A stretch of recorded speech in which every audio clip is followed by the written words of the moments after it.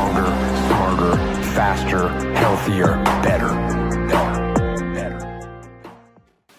All right, guys, we are doing another episode of the retrospective, but we got Eddie on. Eddie, introduce yourself. Who are you? Who am I? That's a tough question off the start.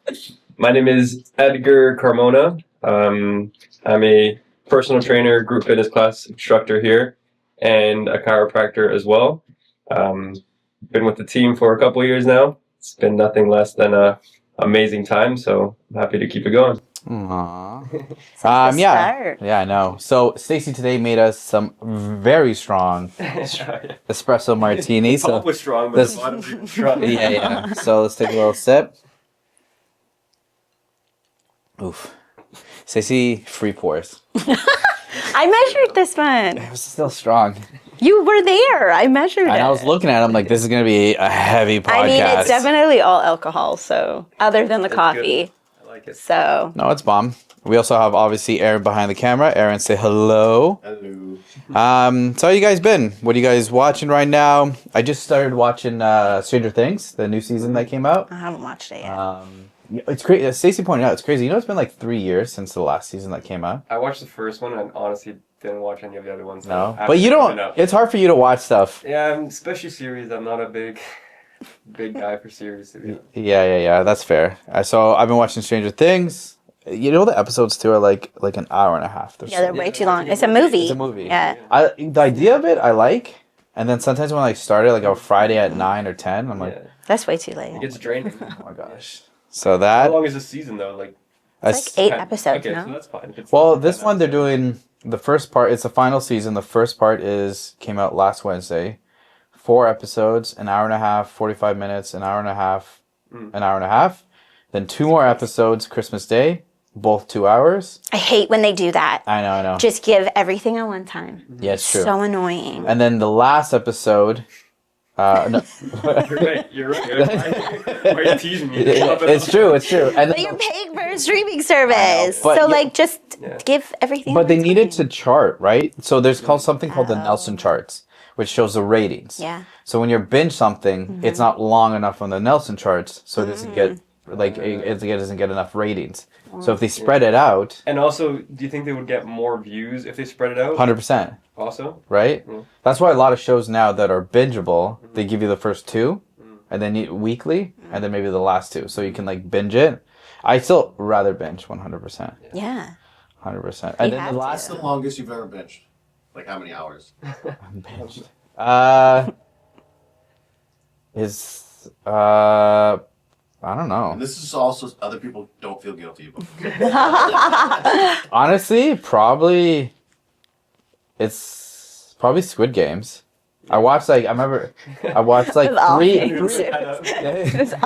3 episodes and I was like, okay, this is a lot, because after I was like I was getting sad and shit. Like it was such a heavy show. Yeah, it definitely messes with your emotions. Yeah. when watching it. What about you?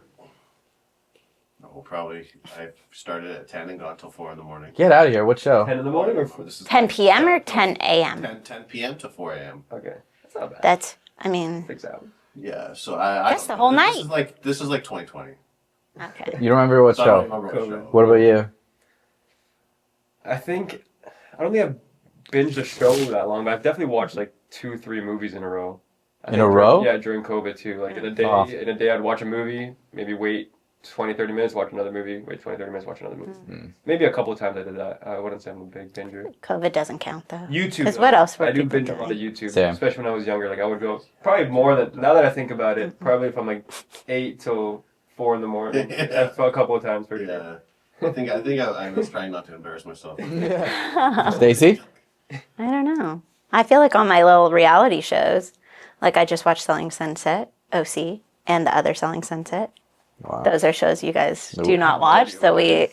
That's so funny. But they're like 10 episodes, but they're like 25 minutes, 30 minutes. So you can just like bang that whole season out. Yeah. See, And that's good. like, I used to yeah, watch I love it. What was that show? The Office, which is only like 20-minute episodes. I could watch like 6 or 7 of them. Those But are when like... 20 minutes, they trick you. Yeah. Because they're like, oh, okay, you I end up watched watching- 5, you end that's up an hour. watching- Yeah, that's what... See, I think it works better to like... Shorten it. Well, yeah, but when you have like 10 episodes and they're like 25 minutes, and then It's like their stupid reality shows.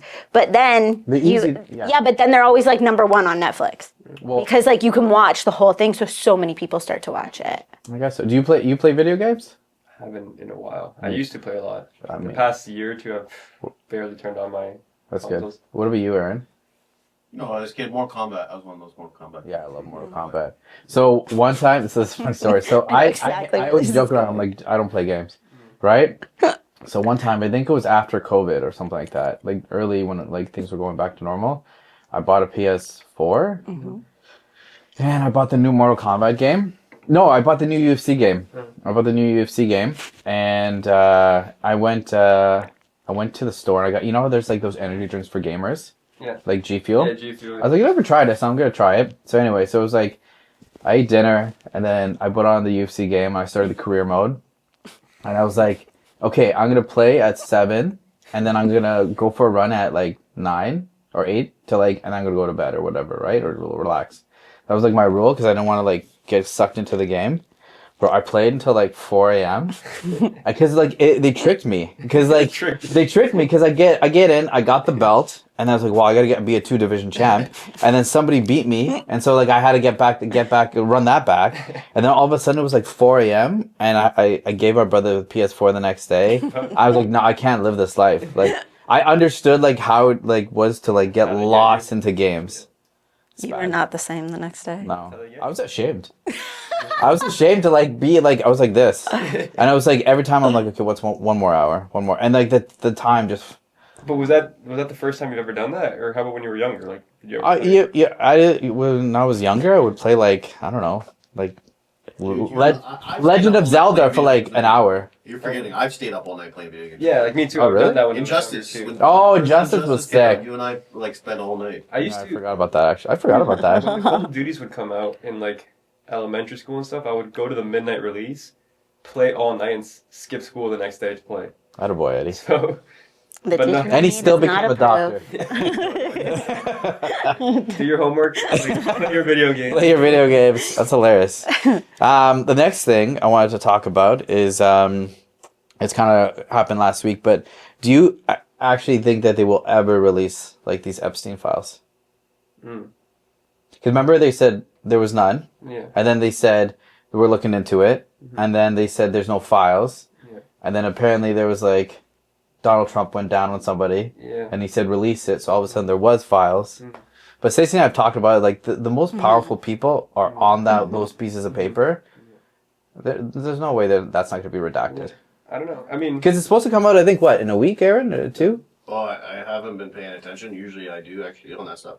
But yeah, there's a lot of powerful people. Like in Prime ministers. Bill Gates. Yeah. And, like, Yeah, a lot of didn't we power. go through this process already like a couple of years ago where they were Yeah. saying they were Yeah. going to release it? Oh, yeah. and- Well, that's the thing. So now- That's why I'm asking. Yeah. Like, Yeah. it seems like it goes like this, Yeah. and then people like go like, where is it? And they're like, okay, we'll release it. It almost seems like it's a distraction. Like every time something might be happening that's bigger, yeah, they'll they use stuff like tease that. it, and then it's like get your mind off whatever's happening I guess. on the files. Oh, that's a great point. So, did you ever see like I literally watched U.S. Congress talking about UFOs, like, and I'm like, Yeah, it's the and same this is thing. not even in the news, right? It was live, like live streamed from U.S. Congress, and they're asking, and I'm like, this is why. So I recorded my TV on my phone because I'm like, I'm alone. This is history. This is history. history. I'm like, no, I'm like, I gotta record this because this is like.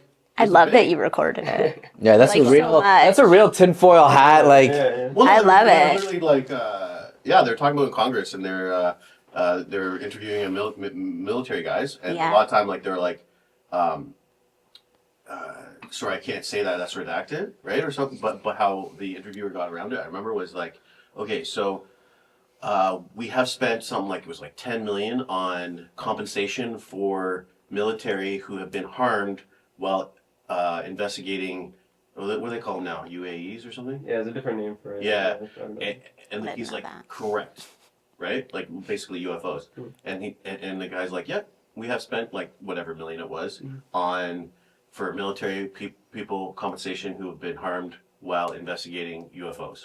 I know it's not UFOs anymore, but whatever the and, name and is. that's how she got her. So they're, but so are there UFOs? That's redacted. I cannot say that, right? But it's just like Yeah. He said it That's without crazy. saying He it. said it Yeah. without saying it. It's pretty crazy. It is. Yeah. I don't There's know. for sure aliens. Oh, for sure. Not just It has to be. We're the only ones out of all these fucking galaxies. galaxies. That's crazy. That's- That has to be that's true, but something. people- Like, it goes infinite. Like, it's crazy. There's got to be some other life for sure. Yeah, that There's has to for be. sure. The only thing, absolutely, 100% there is, and there's probably thousands or tens of thousands or millions of other life forms out there, but we're all so far apart that like if they sent people, unless you can travel faster than the speed of light, like if say we sent somebody at the speed of light, right, and they find life, we'll never know We'll it. never know. I see what you mean. Yeah, but it's also that. Like, it have to be neighboring stuff. With our technology, we'll never know, but you don't know what technology they Yeah, have, where they're true. able to cross dimensions or cross galaxies, whatever, with the technology that they have. Yes. There's that documentary, Rob Lazar. Yeah, Bob Lazar. Bob Lazar. I saw that. That was saw it a few wild. years ago, where I think he worked in Area 51. He and did? He would describe this stuff, and there's essentially elements or materials that they use that are found on these spacecrafts that they can't replicate. They can't find on Earth. So if they Well, have they did technology, replicate one, right? What was that called? Even Joe Rogan talked about it with Bob. Bob Lazar. Yeah, it was an element that they Yeah. have because that's where people are like, okay, you know what? He's telling the truth because he started talking about this element way before it came out in science, right? And now the like element he was talking about in the '90s that was in the anti-gravity device exactly. or whatever is like they know about it now. Like they're scientists that are aware of it and they're creating it, right? Yeah. So it's like, oh well, why did Bob know about this in the '90s? Yeah. Right. And it's just coming in now. Yeah. I don't know. That's pretty wild. Definitely aliens. Okay, man. Let's go into the first episode that we're going to talk about today. Is episode 4 with Chris Calder. So Chris Calder was my mentor. Guy was definitely a weapon when it came to personal training. I've known him for about 15 years. I remember. I don't know if you remember too, Aaron. He would have a waiting list for potential clients for like 6 months to a year. So he was awesome. So the first thing we chatted about was what did he look like for hiring trainers for Good Life? Good Life obviously is more about sales at that time. Well, right now too, but just about sales. And the big thing he said he would look for is to look the part. And if they were looking to help people and keeping up with education. And then the last thing was whether it was bad or good that he said is that they had to be good looking.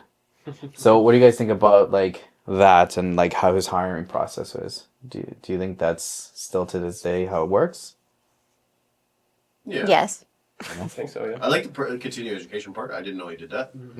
Because like I started, I just had my can fit, and it was part of it. Like part of being in Good Life is you do have to continue your education, right? And because they own can fit, so they want you to go back to school. But that was the best part of Good Life was the continuing education. They did preach that a lot. Yeah. They did, which is good, I think. Well, because like Chris's job was really to make sure we had sales training and kept our sales up. It wasn't to make sure like we're doing good on our training. Really wasn't. He did do that. I'm not saying he didn't do that. But wasn't in his job description really, right? Like I was later on a fitness manager too, right? And it was mostly about sales, like you said, right?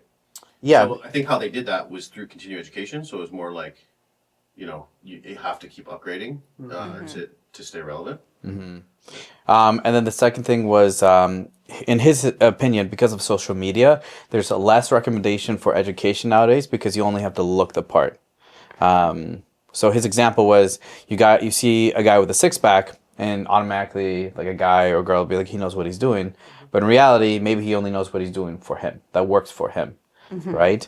What do you guys think about that? Do you think that it's getting worse when it comes to personal trainers out there? I think Yes. for sure there's a lot of lower quality material out there. I mean, before, I guess when you were starting as a trainer, where you got your information, where you got your knowledge was from somebody who knew what they were doing, which was most likely a trainer at the gym or whatever. And if they were doing continuing education, they probably knew a little bit more than what the average person on Instagram now knows. Now, like you said, if they have a six pack, big biceps, big chest or whatever, they'll do an exercise and say this is the key for that body part to grow or whatever, and then you got millions of people following them and they're doing the exact same thing. So there's no Yeah, they're doing like check on online credibility. coaching or whatever. What do you think girls are looking for? Like, what do you think girls get All you see tricked is into in social media? it's all you see is just like, Scrunch shorts. yeah, that's it. And it's like, you can tell the tights and like the shorts that like make your butt look like great. And like, not saying those girls aren't working hard in the gym, because I'm sure they are, but like, they're doing just like kickbacks and they're like, this is how I got this great butt. Yeah, no reverse But lunges, yeah, no they're not squats. talking about like the compound lifts or anything else that they're doing, how much they're eating to grow muscles. So all of those types of things, but they just use their bands so that they can sell their bands. And like, that's like honestly what so much of my feed is just like literally is how to grow shelf. Like How to all, grow shelf. all of that. That's literally, if I pulled my phone up, that's like what my Instagram would be. To a certain extent, you can't blame them because Yeah. these girls or guys or whatever want to be influencers. They want to have a big following. They want to make a living. Why off not? it. Yeah. And they're going to post what's going to get them views and what's going to get Yeah. them reposts, right? Yeah. That doesn't always align with what's actually true and what's actually Yeah. the proper knowledge that they should be Yeah. spreading. And I mean, it gets to a point where they're just a character online. They're not. That's not who they are in person. They're just doing it because they know that's going to get them the views that they want. Yeah. I It's think people can get hurt too. Sorry to interrupt you. I think they can get hurt. Like if you don't know exactly what you're doing and you walk into a gym and now you start trying to like do squats or like hook up all this equipment and you have no idea what you're doing, like that's a little Well, that's a good worrisome. point about the bands. Like that's the safest way to do it. Yeah. Right. So if people, It's a good like, sell. Yeah. Well, if you're not like my feedback on that is a lot of it's genetics. Right? So it's like, yeah, like you can train a muscle group up to a certain point, but Yeah. then you got to follow your genetics. I know Yeah. a lot of fit women, strong women that don't have a big booty, you know, and do a lot of all that stuff, and they're super strong. Yeah. And they're just as strong as anyone else, but it's just the way it is. But yeah, that could be like that's actually. You think about that, that's a good thing that they're just focusing on the bands because if you're not like if you don't have somebody proper and you're not getting Yeah. behind underneath a bar and you've never had a coach, well, it's better to use bands. For yeah, sure. a novice could get into And, that. No, bands are a great tool. I think if you're using them properly and if you're Yeah. using it for the right purpose. It's hard to progressive overload with bands though. Yeah, that's the only thing. Yeah. And something can get awkward, but Yeah. They build big. Well, because they sell it like that you don't need the heavy weights, you don't need a gym, you Oh, don't gym need all of membership, these yeah. things, you don't need a trainer. All you need are these I bands. mean, maybe for somebody who's crazy. starting and they just want to get into some sort of movement, let's Yeah. say a mom with 2 kids who's never moved in her life and she wants to start something, that's a great Yeah. place to start. But for the person who's more experienced and has already passed that kind of beginner stage, you're going to Yeah. need some barbells and dumbbells. Yeah. Yeah, 100%. Yeah. Because it's setting unrealistic expectations. It is, and Yeah. there another point to that is like Stacey and I talked about too is like Pilates is just like and reformer it's just getting so intense. And I reposted a video of a trainer who the girl talked about saying like if you ask any of the Pilates instructors like realistically that you ask them their athletic background, they're in dance, they were a gymnast, they also do some kind of weight training. So the fact that they get and also what are they eating? You know what I mean? There is a little bit of like a culture thing when it comes to the Pilates instructors where like they love their salads and a nice coffee and it's like Their matcha. they're like such a deficit consistently, right? But the thing is like I feel like they attract these women be like I want to look like that and Pilates is going to be able to do that. And as much as Pilates is great for mobility, stretching the muscle, that is very very like hard to like grow lean muscle with that. And I think it's not just Pilates, but kind of what you mentioned is the whole like lifestyle that encompasses the quote unquote Pilates person, right? Usually at least from what I've seen, they're not fueling how they should be. Their training really only consists of the Pilates. They're not. I mean, if you're doing Pilates and you're mixing it in with some resistance training, That's some cardio, like it makes a good package. But if you're just solely relying on Pilates and then everything else that comes with that lifestyle, that's when you start doing a disservice to some of your clients who are looking to look like you, but it's not the healthiest way to do it. Yeah, I mean it's the same thing where like I stand by like hot yoga is great, but like a great add-on, Exactly. Yeah. you know? My 2 cents is that I think every even elite athlete on their down weeks should do some like yoga. Like I've never done Pilates, but what I know of Pilates, I think is a good base to stay. Like yoga or Pilates, either or a combination of both, is a good base to stay Mobile. injury free. Yeah, but this is what we're Good talking about is like an isometrics. add-on. Right. Yeah. But like yeah, if you're looking at like, oh, we want to look like you, well, yeah, you got to realize that okay, they have a history in muscle memory, right? Yes. From being a dancer or being, and they're so that's different. So you might not be able to look like them. That's the only misleading part. Like I think we should clarify it. You said it was like not healthy. Like, what do you mean Pilates not being unhealthy? Like, I don't know. Like the lifestyle, he means, like what it promotes. Yeah, I think what it promotes, like, and I could be wrong, but from what I've seen, the nutrition aspect isn't always promoting what that nutrition should look like at that age or lifestyle that these people are reaching out to. They're saying Pilates is pretty much all you need. Like, you really see somebody who's really into Pilates, and then they're pairing that with resistance training also. And a lot of the times, resistance training is what's going to be more beneficial for that person in that time frame, right? Yeah, but I think there's a lot of like, I don't think you should always like if you really want to be. It's hard to be really good coach on everything, right? So some people are just they're Pilates coach, they're not nutrition. You don't go to them for nutrition, but they should they should be encouraging people to get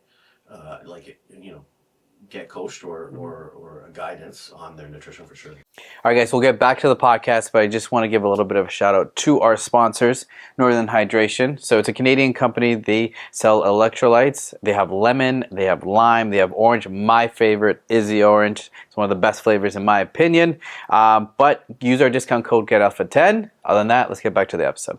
But I just feel like the culture of Pilates and reformer and even yoga is all about being at a deficit. I feel like there's no conversation about being a maintain calories or you want to get a little bit more booty, right? We need to eat a couple extra calories, not by much, like 150, 250 extra calories. I feel like they're just like, well, what are you eating right now? Just add like a couple egg whites or whatever. Like it's all about like as light as possible, I feel.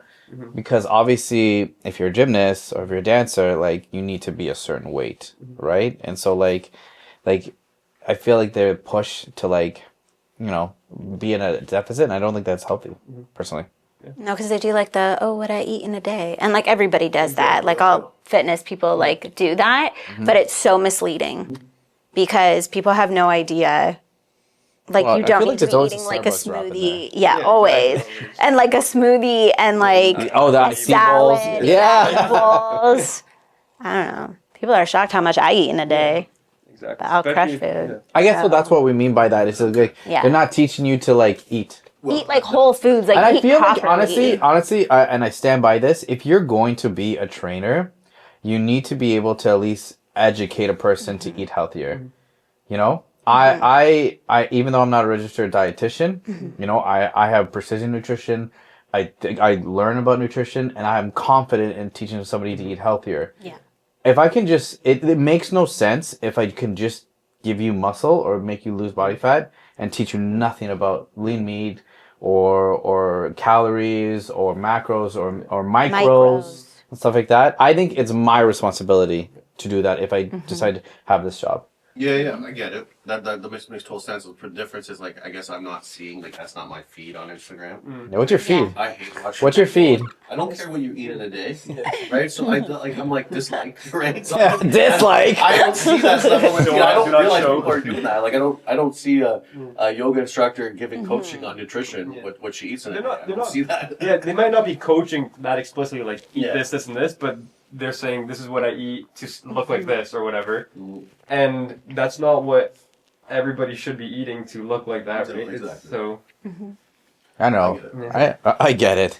And then the next thing was he talked about the reality of sales in a corporate job, how it can be blurred in the sense of like you can be an amazing trainer, but if you're not good at chatting, if you're not good at socializing, you can't sell. And he talked about, and I know you know this, how when we used to role play, when it comes to sales tactics and stuff like that. Do you think that it really helped you when it came to sales for role play? Role play? Okay, so one, I got to thank Chris because I was horrible at sales and I didn't hit my quota or whatever it's called, and he kept me on anyway because he saw potential in me. Like I think as a trainer. That was his thing, yeah. So I should have been let go after 30 or 60 days, but it took me 90 days to really start selling anything. so I thank him for that because that led to a career in a business, right? And if he would have let me go, like I don't know what would have happened, right? Like I ended up opening my studio. So thanks to Chris for keeping me on, right? When it comes to role play, like yeah, I think it helps. Like now I'm actually like I train people on sales. And you're a role player. Yeah, Yeah. they hate it. Everybody hates it. I hate it. But it's just the only way to know like you can handle certain situations. Especially if if you get nervous in front of like these 2-3 people, because I remember I was selling somebody on a package, and it was like a bi-weekly payment, and he's like, that's more. He was busting my balls on purpose, and he was like, well, that's more of a payment than my car, and then I had to think fast, and I remember Chris would always tell me if somebody's going to be more aggressive with you with that, like you need to double down and be aggressive back about their health. So I said, well, you're more important than a car. And then he was like, yeah, but I have a family. I'm like, yeah, but you talked about like how you're not healthy right now. So like, I don't know where you're going to be. Yeah, how are you going to take care of How are you your going to, family? Yeah. exactly. And he was quiet because I feel like when it comes to sales, which is fair, and when it comes to sales, like if somebody's sharp back, usually and I think that's the difference between like a pretty good salesman that like you can kind of double down on like trying to get back to them. Yeah, you definitely have to, because if you do the opposite and take a step back, they're just going to take another step forward. Yeah, Right? exactly. Like, and okay. then at that point, you lost the sale. For sure. Yeah, I've had people like challenge me like that. Like I've done lots of sales now, like even door to door for just a short time, just to test my skills. Door to door is hard, man. That's So a hard. serious grind. Yeah, I had one guy going door to door. Like I was again in front of my staff. So the best experience as a sales manager is closing a deal in front of your staff, doing exactly what you teach them in role play. Yeah. That's a big dick energy. That's a big Yeah, move. yeah. That's a big move. So I had one guy was talking to this guy, couldn't close him for his internet, and so I come, I say, hey, I'm just here, I'm the manager, I'm here, answer any questions you may have. And when I forget what point the sale was, but he stepped into me within he brought his face 5 inches from my face, just to challenge me, just to get Oh my in gosh. face and like see if I would flinch. And I didn't flinch. I kept going. I was confident. Like my tone didn't change, and he closed right there. He's like, "Yeah, I'll sign up. That's fine." That's fine. He tested you. So interesting. Yeah, I think he was in sales. Yeah. The people that when you try to sell somebody that's in sales, they kind of give it. The other one was like at Good Life. I went into a presentation to sell personal training, and I just did everything verbatim when I was teaching the sales rep. My sales rep was right beside me, and she signed up, and it was just like super rewarding. Just so like, so, yeah, if you listen, it works. Have you been in a sales job at all, or something close to it? I remember, this is probably during COVID or right after, I got a sales job for window cleaning. And That's rough too. Those are so hard. I quit before my first sales session. So I thought it was more of just like a window cleaning thing, and then he's like, all right, there's also the second part that you have to kind of go door to door. I'm like, all right, I'm out. Yeah, but that seems like he didn't Door-to-door's tell you that information though fully. He That's kinda a different did, game. but then he's like, all right, let's go meet this day, and then let's go start practicing or whatever. I'm like, nah, that's not. I I just gotta want to clean some windows. yeah. That's too funny. That's wild. Stacey, you're pretty good at sales. Well, I did it. Well, I worked at the mall for ever. Sales. Yeah. It's still retail. We still had sales goals. We still had to make them. We still had like the performance reviews and whatever. So, but I mean, clothes are easier to sell because, they're like everybody coming for needs it. it. You're You're coming coming for in it, there. Yeah. So you already know. I mean, like the harder one, like I worked at like triple flip. I was a flip girl. And it was like a little kid's Lululemon. And like I'm convincing these parents to buy $80 sweaters and like for their children that are going to leave them at school, or they're like, them in general, they're like their outside. tights that are like $60, and I'm like, I know they're gonna grow out of these in like 2 months, but you need them. So stuff like that, but. Yeah, I've never been in an explicit like sales role, but I think any healthcare, like especially now that I'm in chiropractic, if the government's not paying for them through OHIP or whatever, and they're paying out of pocket, it's a sort of sale. You have to sell them on why their health, going back to your point, why their health matters, why this is going to be beneficial to them. Especially when it's something new or they've had a bad experience before. You really got to know how to use your words to, I don't want to say persuade them, but to show them the value of what you're offering. I can define it for you. So everything, almost everything in life is sales, and this is why, and this is what you do, right? So your goal in sales is to, because you wouldn't, for me, this is what the concept I take is like, you wouldn't be selling something if you didn't believe in the product, right? So for you, it's chiropractic. So your goal is to have them understand what you kind of know and why they need it. So transmute that, like transfer that knowledge that of the importance to the prospect. But the caveat is in the short amount of time and the least amount of information they need to make that decision. The only reason that is the case is because you don't want to confuse people or they won't buy. So it's like, hey, you know about the human body, you know why they need some treatment, right? So your job is to kind of explain why and motivate them to make that purchase, so that they have a better and less pain-free life, right? So that's your sales is like transmuting that knowledge, but in the short amount, like quick as possible, and not quick as possible because time is money, but quick as possible because if you ramble and you don't listen to their needs, they're just confused. They're not going to buy. So you got to listen to their needs, and so you only reply to their needs, and then teach them like and that's, to me, that's what sales is, and that's what I teach. Yeah, I mean, I agree. Chris actually even said on the podcast how, like, when it comes to, obviously, talk about personal training specifically, that it's so intangible. Like, the best trainers sell the painting.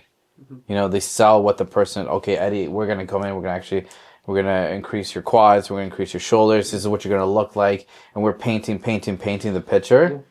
And then you show them the picture, and then you try to like solidify that deal. So it's hard. Like, it's different when you come in he was explaining, it's different when you like come in for a car, because like this is a car.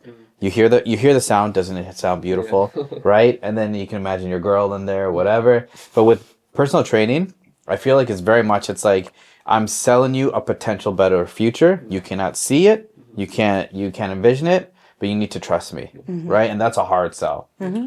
Well, in sales, that's what we call building need. Yeah. So why do you need the product, right? So, well, you're obese right now, so we're going to increase your health. But some people don't care, right? So that's what he's talking about, like painting the picture of the stuff they care about, the stuff that listens emotion, right? And it's the same thing selling a car, right? You sell a car, like people buy cars, they choose the cars because the one they choose is the one that makes them feel the best in their price range. Yeah. You want to find their motive for why they're going to buy that product, essentially. Yeah, I agree. Any other thoughts before we go to the next episode on that one? No? Okay, so the next one we talked to is Lexi. So this was like the first like big guest, like where we're like, ooh, like we're getting like some really recognizable names. So it was like really exciting. Yeah. And also when I was actually rewatching the episode, that was the first episode that we bought the Neo sign. Oh yeah. So the neon one? We had like it's in Eddie's office poster, now. Banner. We had a banner, and it became like we're like, we should buy like something a little bit nicer. Yeah. So it was really nice talking to her. She was like a wealth of knowledge. Like, Yeah. she had so much. She's so smart. When it came to gut health. One of the things that she talked about was how like there's some studies about like ethnic backgrounds being more tolerant to foods. So for example, like Irish people predominantly don't really like eat cheese because like it doesn't mix well with them because they're used That's to a lie. well, you're different. But she also said predominantly. But with like they eat mostly potatoes and steaks and starches and stuff like that. While like Latinos and stuff like that, obviously, I don't think I've ever met a Latino like who's like lactose intolerant. I don't think I've ever. Or like on the flip side, like people right now are like shitting on oatmeal, but like people from England or Ireland, they eat oatmeal all the time. What's wrong right? with oatmeal? Well, they're saying that it's right now. They're saying it's not easily digestible for your gut. What do you guys think about all that? Like about oatmeal? I eat it all the time. Yeah, how do you eat your oatmeal? How do you eat your oatmeal? I do like overnight oats, or do I make that. like, I know you don't like those, but I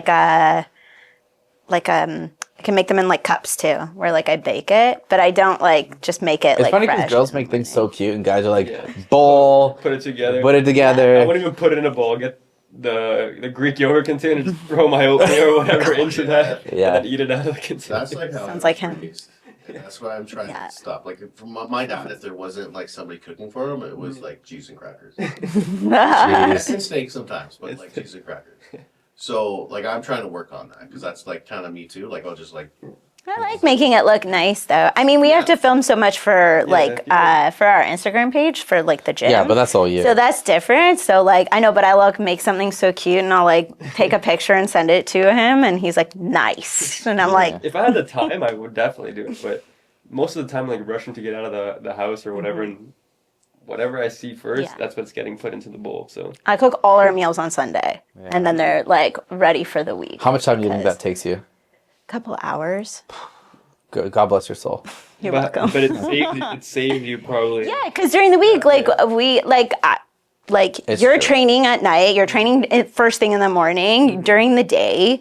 Like I teach all day, you don't, and then I'm here. You don't have. No, I think we meal never prepping eat. meal prepping is the key to have good nutrition, especially if somebody has kids, a full time job. Yeah. Like there's no way you're No. Just having eating on the fly. a good balanced nutrition. If you're just eating on the fly. But if I'm not filming it, like I would say most of the meals that like I make are like less than 30 minutes or 30 minutes and under. Like it's not like complicated And cooking. Are you meal prepping every day, every meal of the day, or just? Pretty much, yeah. Yeah. Okay. Because I do like lunches just because like I'm teaching all day. So like and I work out in the country. So there's nowhere even to like go out and grab something. And then like I come right here. But if not, like we would be eating out so much, which like. Well, that's the thing. If you Yeah. don't meal prep, it's like so much easier to be like, let's just grab a slice. Yeah. Let's just grab a chicken sandwich. Yeah. Right? honestly, it was my one of my regrets from 2015 to 2020. Yeah. Is not meal. So for me, I didn't do it because it's like Sunday's my only day off. Yeah. Yeah. F it, you know what I mean? And I didn't sell myself on the idea of spending like me, it'll probably take 3 to 4 hours. Yeah. Meal prepping on Sunday. Like I just didn't sell myself on the idea. So like every lunch I went out for shawarma.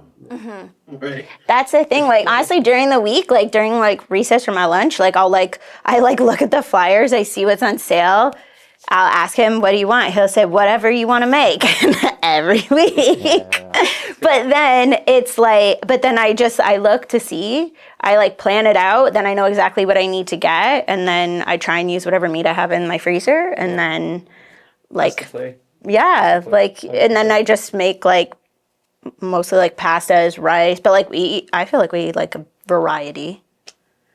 I would say so. What do you think is like, if like we came over for dinner, what's something you would cook that you're like, I make a really good whatever? I feel like I make a pretty good lasagna. I feel like any pastas, but I think that's just because you always want pasta and you're like, I like this one. So I think that they're probably the better things that I make. Yeah? It's probably pasta. What about you, Eddie? That I would make? Yeah, if you wanted to impress Carolina. Tacos or nachos. Nachos. Actually, a lot of people mess up nachos though, It's actually. true. But do you layer them? Yeah, 100%. No, you have to. Okay. Not everybody does. My whole life, true. I've been like the designated nacho, and you could ask anybody in my household. I'm the designated nacho maker in the house, and I layer them. I'll put layer of chips. That's the way to cheese, do it. Veggies, meat, or whatever we're putting. Another layer of chips. I like how you chips. put meat on it. Sometimes I'll put like 3 or 4 layers. Oh yeah, meat or chicken or whatever. Sometimes we'll go vegan or vegetarian if we're feeling I was like, you're going vegan? spicy. Yeah. What about you, Aaron? Meat on it. Where are you gonna cook Shane? If she comes home, she's stressed out. Yeah. She goes to a man to cook her something nice. Yeah, like my mushroom steak. Sounds good. That sounds delish. I don't know. What about you? Asparagus. I'm Asparagus. asparagus. Oh, that's all right. I'm pretty good at making tacos. What kind? Here's a Beef. Beef tacos? Beef. I haven't gotten riled to like making like better taco or something like that. You made them the beer tacos. Yeah. Yeah. Yeah, better than me. I guess. Thank you. I'm pretty good at barbecuing now. He's very good at a Pretty steak, good at actually. Well, you made it when we were at Stacy's house. barbecuing. Yeah. I'm pretty good at barbecuing. Good. What else? Bees. That's pretty much it. Oh my god, those bees were crazy. Yeah, that was. Yeah, we were all just trying to be cool with that. No, it was you like all not were. cool at all. I was fine with it. We were They unfazed. just wanted the meat. Yeah, that's. I mean, that's Everybody true. wants the meat. Everybody wants to meet. Yeah. my secondary one would be the chicken adobo. Oh yeah. Oh. Like, cause I was teasing Shane, cause it's a Filipino dish. I was like, I'm gonna make chicken adobo better than you. Our kids are gonna know that. Go to dad for chicken adobo. And it was better. No, it was good. Just the one time. I was like, I haven't been able to repeat it. So she's like, one time she's like, yeah, I have to admit this is pretty good. And then ever since then, it's been Yeah, not as good. It's funny. Okay, let's go to the next episode. So the next episode is with our dear friend Little T. Stacy, how long have you known Little T for? Taylor. Let's actually call her name. Taylor. How long have you known Taylor for? 15 years? Oh wow, it's a I long time. guess. Because she worked with you, right? 13, 15 years? Yeah. Yeah, we worked together at the mall. Yeah. We were both flip girls. So And now she back flips. in the day. And now she actually It's flips. just what they called it. It was like, it was a Canadian company. It was very cool. It was a Canadian company based out of Calgary. And then they had like 9 or 11 locations across Canada. And it literally was just like a Lululemon, but for like little kids. For kids. But then they got into like lifestyle, like, It's called, like what was the sweatsuits. place called? Triple Flip. Triple Flip? Triple Flip. What was this? I never heard of that place. It was in the mall. I know. I never even Upper heard floor, of it right until across I from met the you Apple two. store. So, yeah. Triple Flip. Yeah, because I was working there like while I was in teachers college too, and then when I started like teaching, and like it was like I was so cool because I was a flip girl too. So Did you added guys to my do flips? cred. Were you guys doing flips too? No, it was just called Triple Flip. Oh, I mean, And then if you confused 'cause worked Lucy there, flips, right? she does flip. Oh, okay. Yes, Yeah. Oh, but okay. yes, I she thought does. you were like actually flipping. Oh, okay. I mean, Just flipping to sell a T-shirt. yeah. Buy this shirt. Yeah, that's what I thought. That's a wild business model. Right? Yeah. But Sorry, didn't Lululemon do something like that when they first opened the first store? It was called Aviva. No, Lululemon. I thought I read this long years ago. Is when their very first store, they said anybody comes in naked gets a free like. What? Sorry? so, what? Yeah, Lululemon. Sorry. We weren't doing that at the children's store. So Lulu, like doing something crazy. So Lululemon, because we've known a couple of people who Yeah. worked at Lululemon. Couple lemons. Couple lemons. Oh my lemons. god, guys, you know they call them lemons? You know they call themselves They call lemons? themselves lemons, yeah. This is crazy. One time I was training a group of Lululemons, and she messaged me. She's like, "I'm bringing a couple of lemons." I'm like, "No." She messaged me. She's like, "I'm bringing a couple," and sent like emojis of lemons. I'm like, "What the fuck does that mean?" And then she's like, "Yeah, we call each other lemons." I'm like, "Well, you guys are a cult," but we know a couple of people who work there, and like that company. It's a weird company. It's a weird company. But they treat their employees like garbage. yes, but they do have a lot of like good benefits and Yeah? stuff too. Like if you work there, I think it's like 15 years or longer or something, you get like a lifetime discount. Oof. Like That's pretty sick. That's a long time though. Yeah. Well, it is, but like if you made a career in like And lemoning. working, yeah, in I don't know lemoning. how true this is, but apparently the owner or the founder of Lululemon named it that so that like Asian people couldn't pronounce the name. He didn't What? like Asian people. Search this up. I promise you. I'm not just- Well, okay, so what I think we're taking down Lululemon. If that's the Crazy case. company. There's he a owned lot. West Beach, I think, which was another like apparel for like snowboarders. Oh, okay. And he sold West Beach and started Lululemon, but he was a great marketer. So I think then he did that naked scheme to Yeah, get himself in the newspaper. Oh. Right, so it's So like was it actually that? Like Yeah, you're the just first walking store, right? in, You no walk in naked, clothes? you get free clothes. He's done. I don't know. He's done a bunch of crazy stuff. That Oh. the name, some other stuff like that I've heard. I can't remember exactly. I don't know what they any are. of this. Oh well, you were right. Yeah. wow. The founder of Lululemon, Chip Walson, a very white name, deliberately chose the name because he thought it was a humorous that Japanese people who have the difficulty with the L sound would struggle to pronounce it. He has stated that he chose a name with multiple L's to make it Western and exotic at the same time for Japanese buyers, and found it amusing to watch people buy it in Japan and not be able to pronounce it. What an asshole! That's awful. Good marketing. And then he also This guy, good marketing. he also made the sizes or something smaller than what a normal small was or a normal medium was, so that it wouldn't fit larger people. He didn't. He wanted. Yeah, they to- got he in trouble wanted- for that. Yeah, he wanted it. He didn't want large people, so people were giving him backlash. Like, there's no sizes for large people, and he pretty much said, "I don't want large people buying my clothes."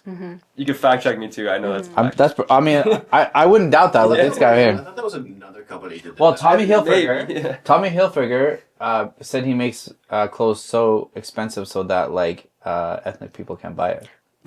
For sure. I Goodness. thought it was what was in the mall? Tommy Hilfiger's not even that nice. T-shirts like college kids would wear. Like American Eagle? Yeah, but not Hollister? Very Yeah, possible. Hollister. It was Hollister. They didn't want ugly people wearing the clothes. I mean, that makes sense. I mean, you look at Yeah, those but they guys. have like, and same with Abercrombie, they have like Oh, it was Abercrombie, models. sorry. Yeah. It was Abercrombie. Yeah, they have like models that Yeah. just like stand there with like their shirts off. Those are all the same stores. Yeah. Everything you go They're all Abercrombie. owned, That I was think, crazy by the at that same. time. I remember I knew a guy who was like, "Oh, I got to go to work today," and then like I saw him at the mall one time. He was just shirtless, standing outside with his abs. I'm like, "Is this what you do?" At the Abercrombie. Abercrombie, and he's like, "Yeah." I'm like, "You're like this close to being a prostitute." Won't buy his stuff.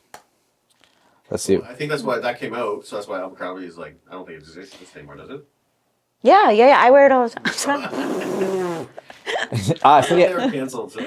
They're not. No, they did go through like a whole like though like Thing, right? rebranding like all of these did, and now they're like. It was a cool store, to be honest. It was like a beach house, remember? Yeah. Well, that was so Hollister. dark, Yeah. so dark, So easy to dark steal. because Smelled like. yeah, How I'm do you sure. understand? Yeah, Nah, man, I never got caught.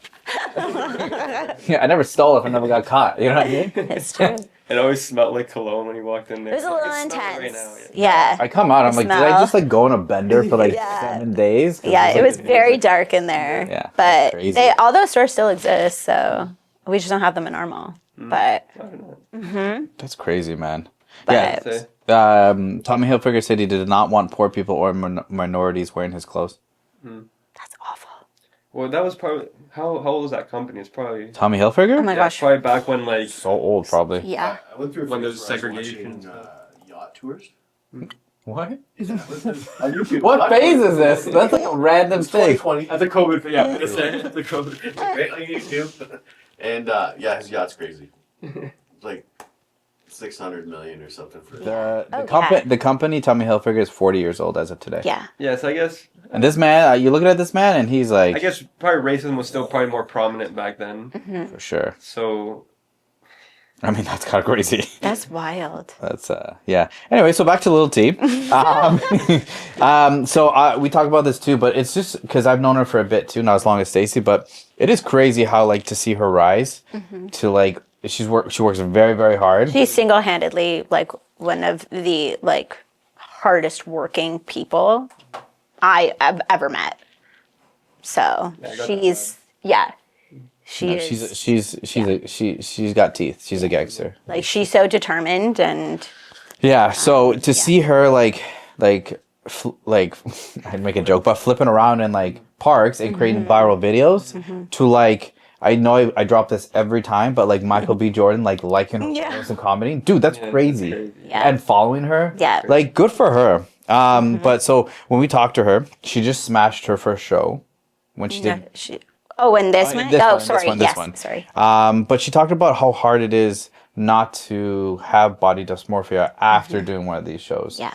Which is, I feel like we don't really like talk about that. Like with these bodybuilding shows and physique shows, like how do you go to tracking everything so much and like 10 extra calories or whatever can get you that win? Yeah. Right? To like, now you have to go back to normal life. With hopefully like with people like living a normal life. Like I could never. No. But she's one of the most real like Yes. people when it comes to like bodybuilding and during prep and after prep. And she'll like even on her Instagram page, like she posts like what I eat in a day, but she does like during prep. Now she's out of it because she just finished Olympia. And now it's like, now she's just tracking and she's just counting her macros. So she's flexible dieting. Now she's posting it as flexible dieting. Like she's very honest about exactly how she is, like what she's eating, but why she's doing the things that she's doing with it. Like she knows that's not sustainable. She doesn't promote that. So, and she's natural. So I feel like that's very, very hard in that.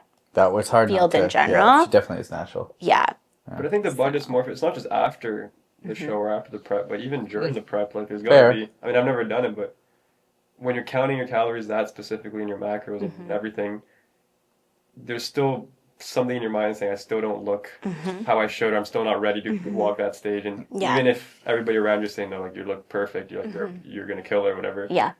We're just hard on ourselves, right? It Yeah. doesn't matter whether Naturally. it's before or after the That's fair. Yeah. You know what that reminds me of? Remember that bodybuilder movie that I sent you to watch? magazine dream. Magazine Dream? Yeah. Remember the whole time he was like, my shoulders are not big enough? Yeah. And he was like, do you think? And he was like, yeah. And he was like asking people, my shoulders big enough? Yeah, They, exactly. That's, Yeah. that's And it gets screwed in his brain. This guy had like an Adonis body, but because these group of 4 guys were judging him, he's like conscious about Yeah. his shoulders. Yeah, like bodybuilding, and especially if you're preparing for a show or competing, it's not healthy. It's not a healthy lifestyle. No. Both how you're physically demanding your body and mentally too. Like it's not. But isn't it crazy how like it's like you see it and you're like, wow, that guy or that girl is like looks so great. He must be so strong, so healthy.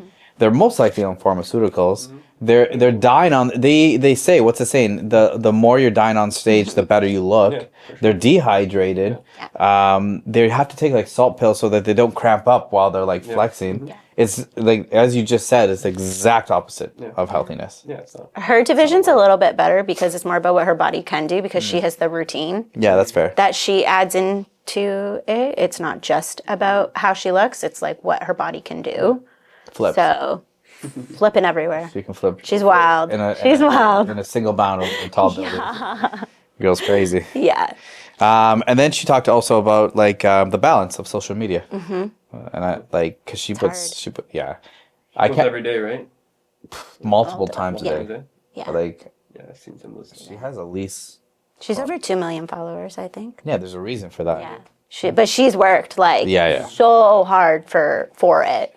So, and she's never changed who she was. Like truly, I can honestly say that from knowing her like before all of this and like, you know, filming videos every once in a while in the street and in the park with her. Like, You gotta respect people that Yeah. on social media they're the exact same as they're on social media. yeah. Uh-huh. Yeah. Like we were talking about, if you're posting stuff just to get views, that's most likely not who you really are Yeah. in real life, and Yeah. just creates that character that isn't real. We're gonna say something. Sorry, is that on Instagram or YouTube, Instagram. or- She's I don't know what on YouTube. She has a YouTube channel and everything. Yeah. But on her Instagram, she's like, yeah, Do you she's make over money it. on Instagram if you have that many followers? Oh Yeah. She Probably Yeah. sponsored by. Yeah, they all have sponsors. Like if you don't have sponsors, does Instagram pay? Oh, Instagram actually paying you. I don't Oh, think that's that how I it have works no though. I idea. think what it works is like The sponsors. I think it's a byproduct that the more followers you have, the more eyes, the more businesses will pay you for sure. to Yeah, put a 100%. product. Yeah. You know what I mean? But I don't think Instagram. Instagram is no. directly paying her. I don't know. I don't I don't think think it. that's how Instagram works. No, I don't That's how think YouTube so. works, that's what it works. Yeah. YouTube, And yes. TikTok now too with like the creator reels or whatever. I don't know if they have. Do they have that in Canada yet? Or I is it don't just in the know. States? But same, like depending on how many views you would get, you would Yeah. get some sort of payment. I don't know if Instagram does that. Yeah, that's what I think it's so. different in Canada than it is in the States too, though. Oh, is it ever? Yeah. Any questions? Any thoughts about that? About Lil T? About her? No? No, let's move on. Okay, so we're going to move on to the section of what I'm reading, podcast. I'm still currently reading the Mastery book. It's a long book. So currently reading that one. And then podcast-wise, I just finished Chris Williamson, who is the host of the Modern Wisdom. It was just on Joe Rogan. But it's just, I mean, I say this all the time, but that guy's like really changing the game when it comes to podcasts. Like he creates like different settings and stuff like that. Like I always say like Joe Rogan may have been like, he started it, but and paved the way of like for podcasters. I really think what Chris is like creating the new he's like the new world of like what podcasting can be, more of a show. Right? Are you guys reading? Are you guys watching any podcasts that was interesting lately? Last time I asked this, everybody was silent because you guys don't learn anything. I'm not exactly a reader, so no. Okay. Right now, like I've been hired to train and hire and train a sales team. So I'm trying to go back and I'm just reading like taking my old sales notes and stuff. So I have nothing interesting to put into. That's all right. I know you watch podcasts and stuff Yeah. or listen to whatever. Yeah, I'm not reading. I don't read much, to be honest. Podcasts I've been listening to more now, especially when I'm driving to Mississauga. I have an hour to kill, so I watch a podcast. Yeah. One that I got into a couple weeks ago was, what's it called? Revisionist History, I think it's called. What's that? Malcolm Gladwell, I think, is the host. Really cool podcast. He just talks about different companies and different businesses, how they kind of developed and how they grew. But he's very good in storytelling, so he'll really like set the scene, paint the picture. You're just listening to it, but you almost feel like you're There. in the office with the co-founders talking to each other, like in the moment. You have a lot of dialogue going back and forth, and really interesting just kind of seeing how these companies that are around us 24/7, how they started and how they got to where they are now. Mm-hmm. So that's a big one I've been watching the past couple weeks, and then talked about Mind Pump a few times. No, you love Mind Pump. I like Mind Pump. Yeah. I don't think I've ever listened to it. I like them. I don't know. They're it's a good way to kill the time. I always try. I heard it's great conversation. Yeah, exactly. It's more so just a good conversation. That's about it. Yeah. It's not bad. One day Stacey will give us a podcast she listens to. I listen to Crime Junkies. What is that? That one, they like go back. What is that? Instant judgment. It like tells you it just like is like true crime, but in a podcast. What's the last true crime? What like that I listened to? The girl's name was Linda in it or Is something. it a girl murderer?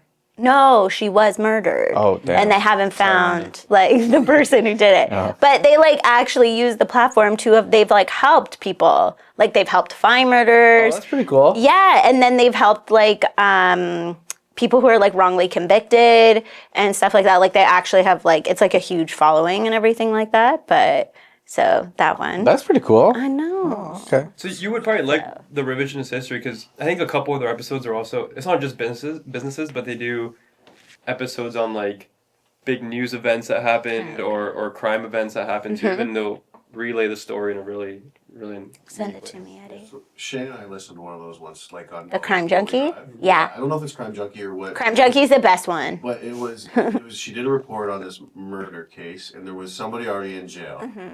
And they go through the whole story and all the like, and at the end of it, she was like, I like, yes, this guy's in jail. Is he telling the truth? Because there was no resolve. And it was just so like, because we're thinking, okay, they made this whole thing because, and it's like 5 episodes or even more because there's like, hey, guess what? We found he was innocent and we got him released. Nothing. No, so I hate those. So they say like what it that is. shit. It's just like murdered, missing, or like whatever it is, like at the top. And Categorize if it it's for like you. missing, I'm like, if I probably won't want to listen because I need the like, I need it. Yes. Yeah. Because It I was so hate not disappointing. knowing. You're like, oh my God. Yeah. Like, It's so funny. You're so funny. Like, we're so bored. Oh my God, there's no resolution. well, no, it's I like, know- it I need to kept us know. entertained. It did. Yeah. We didn't know like how it was going to turn out, but there was no turnout, right? There was nothing changed. Like it was Yeah. just like, okay, that was a great story. Yeah. We wanted something to happen. It was just both of us were like, oh man, disappointed he is. Right? Yeah, I hate that with like documentaries online or on Netflix when it's the like worst. at the end it's like and she's never been found. I'm like, what Yeah. the fuck? I thought Yeah. we were close. Yeah. So you know what I mean then? Oh yeah, Yeah. for sure. But I do watch the Unsolved Mysteries. No, I and can't every do it. time it makes me mental. can't But I do have to Unsolved. watch it. I can't do There's like a Unsolved. new Netflix one. My friend was telling me last night about it. I can't And do she said it's Unsolved. like missing or not or something. But it's like they like go through the whole thing. It was like filmed. I haven't watched it yet, but it's on my list. But Wasn't there one on Netflix about this girl who got kidnapped on a cruise? And like the thing was that she like was sold. Well, the rumor. yes, yeah, she was is sold that? for like trafficking. They've never been able to find. There was never a body. There was like she was like literally there one day and then gone the next. Where They were on a cruise. Yeah, I would never go on a cruise. Do you remember the backstory? No. Oh no. I can't remember all of the details, so I don't want to like say the wrong thing. But like it was like they were on a cruise with their family. They were like partying, and then their parents were in the room. And then, well, they said they like saw her, like she was sitting on the balcony or sleeping on the balcony because she didn't feel well. So she was like sleeping there, and then like the brother went to go to bed, and then somebody woke up at like 5 or 6 in the morning, and they saw her feet on like the lawn chair on the balcony, and they were like, oh, okay, she just fell asleep out there. And then they went out in the morning, and like she was gone, and then no one could find her. Isn't the most plausible cause that she just went overboard? Yeah, but I don't know. I can't remember everything. I But have to find it for you. there was a big thing about like trafficking, right? It was people were convinced that like she was trafficked through like people who like workers on the boat that they like kidnapped her, and then that was like a huge theory because there were like sightings and How stuff would they like kidnap that. her? She's on the balcony though. Hey guys, hope you're enjoying the episode. I just want to give a little bit of a shout out to one of our sponsors for the podcast, Methylene Blue. You can find this at Paradigm Supplements. We like to use it here at the podcast just because it helps with gut health, immune system, ATP performance. Use code GETALPHA15 for a little bit of money off. Other than that, let's get back to the episode. I don't know. I Unsolved. have to watch that. It's an unsolved What's it called? mystery. I can't remember. like- Look it up.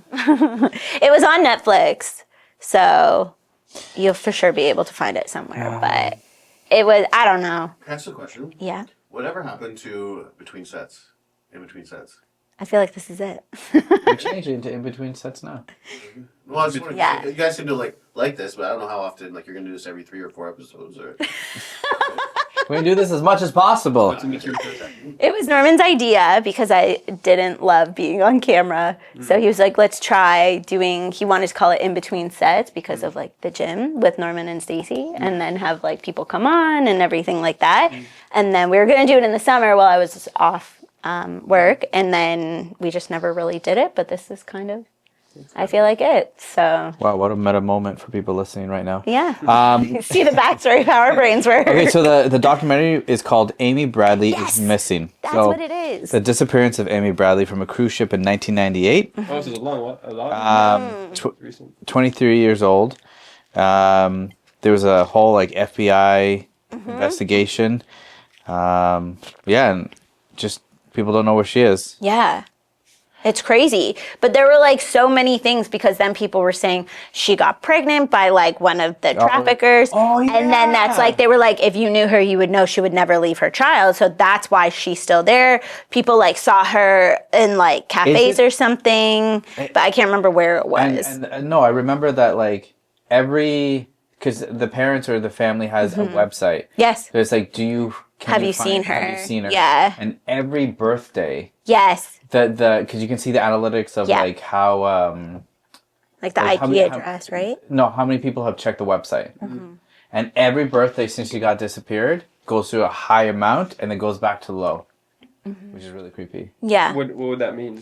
Well, that she is, so the big theory is that she was kidnapped or whatever, and then she had a Trafficked. child, Yeah. and she checks in on her family. Like, she sees if they're still out there, but she won't leave because her child, like, they have their child with her. So they're keeping her. It's one of the theories. That's one of the theories. It was crazy. Yeah. I hate that shit. That You shit's have to so watch uncomfortable. Anyway, that's crazy. Okay, next segment is what's on my mind. So I've been thinking about like, what do you guys think nowadays is an actual average body and above average? You know, For a guy or a girl? well, we're gonna do both, Okay. right? So, for example, especially let's talk about Hollywood, right? I think Chris Pratt, that's an attainable body. What he's done, Yeah. right? I think that's normal. Obviously, Chris Hemsworth. I feel like that's like. Well, when you're Thor, you're like, But you know what though? If you're Thor, like I don't blame you. You gotta take those steroids. You have to. You think that's an attainable body? no, Chris Hemsworth? no, No, Chris no. Pratt. Not. Oh, Chris Pratt. Yeah. Chris Pratt Yeah. is I would think Chris agree with Pratt that. from Guardians of the Yeah. Galaxy. Yeah. I think Yeah. that was pretty attainable. So what do you think in Hollywood is like you see that's like, oh, that's attainable. And then I feel like those are like good examples, though. Yeah. I feel like I don't know a lot of people by like.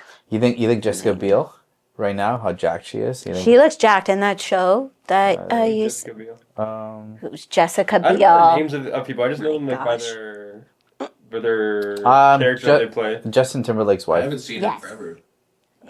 She was in a new show, and like I literally Better started what. Sister. Yeah. It was a good show, but like honestly, she is jacked. I wish we could have Jacked. Like she looks lean. Yeah, she- So I don't think that's an average body Just name though some movies for a girl. For Eddie, so he knows who she is. Well, they're like, You ever seen Blade Trinity?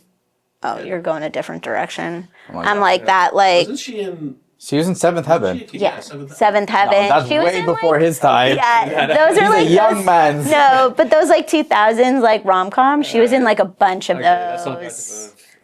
of genre. No, so surprising. 2000 rom-com. The last thing I'm gonna click on. Have you seen Trinity? Trinity? No. He's for sure seen them. So Yeah, just show me a picture. You seen this girl? Okay, yes. She's see, jacked. you know, I can't tell you one like movie or show. yeah, Yeah, that's fair. yeah. I think she's just kind of a mom now, though. You know, she said that she loves eating in the shower. Eating? Gross. Yeah, she says her favorite thing is to eat a cheeseburger in the shower. Wet. That's so gross. It's true. It was So like, in, soggy. like it was a quote, direct quote. A direct quote. It's crazy. It is. I remember you telling me about it. Nasty. Yeah. So I was just thinking, well, like, what is an average body? Like, Stacey said that you and I have above average. Thank I you. think so. You're welcome. You're welcome. I think the average body is a lot lower than what most people think it is. Oh, in Because real of life, social I media. thought we were talking about like Hollywood. Oh, because Hollywood. No? Real life and Hollywood is different. Different. Well, things, let's tackle both. Like when it comes to like real life. I don't think most guys I know look like you two. So like Ant-Man. He's a that's a Paul Rudd. Yeah. I love Paul Rudd. He's nice, but he got that Marvel like he got ripped. And then real life is dad bod. Like, come on, Like, is it? the dad bod. Yeah, is that real life?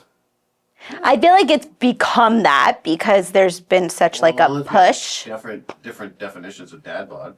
I feel like everybody has a different definition though. Soft, like Yeah. What's his name?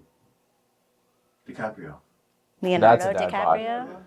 Yeah, but that's I got all the money in the world and I know you still come to me, girl. Yeah. Like that's a different kind of body. Okay, and then like celebrity wise, what celebrities do you see that you're like, oh, that's she doesn't seem like unattainable, or he, I guess.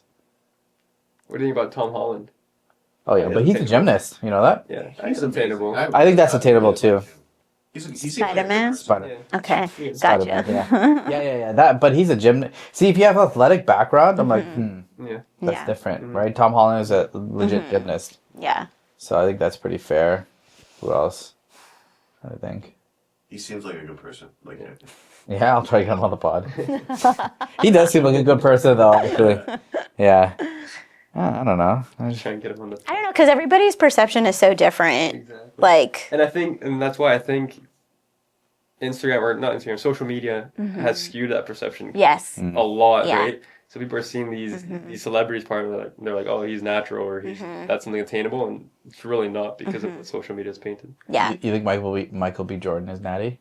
No, he's also black, so Yeah, he's they different got genetics. great genetics. Yeah, they do. They have fast twitch and slow twitch. But I don't think so. I don't think a lot of these movie actors are natural. Yeah, but do you blame them for not being natural? No, it's part of their job. It's what they're getting too. paid for. Yeah, I don't They blame gotta them look. either. They gotta look apart, and if they can't attain that naturally, they gotta enhance themselves.